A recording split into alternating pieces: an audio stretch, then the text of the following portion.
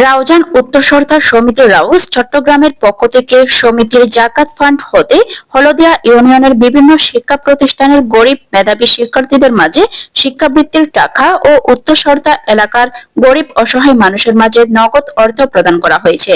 শনিবার 8 মার্চ হলদিয়া ইউনিয়নের উত্তর সরদা দরগা বাজারস্থ হযরত আব্দুল কাদের জিলানী রহমতুল্লাহি আলাইহি কল্যাণ ট্রাস্ট মিলনায়তনে হযরত আব্দুল কাদের জিলানী রহমতুল্লাহি আলাইহি কল্যাণ ট্রাস্টের সার্বিক সহযোগিতায় রাউস জাকাত ফান্ড হতে নগদ অর্থ বিতরণ করা হয়।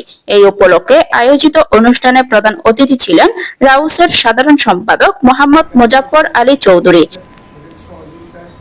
সভাপতিত্ব করেন কোষাধ্যক্ষ লায়ন মোহাম্মদ আলী। বিশেষ অতিথি ছিলেন যুগ্ম সম্পাদক প্রফেসর মোহাম্মদ আলী, প্রচার সম্পাদক নাসির উদ্দিন, দপ্তর সম্পাদক মোহাম্মদ নাসির উদ্দিন, হযরত আব্দুল কাদের জিলানী রহমতুল্লাহি আলাইহি কল্যাণ ট্রাস্টের ভারপ্রাপ্ত সভাপতি আলহাজ মোহাম্মদ আব্দুল কুদ্দুস মেজবান্ডারি।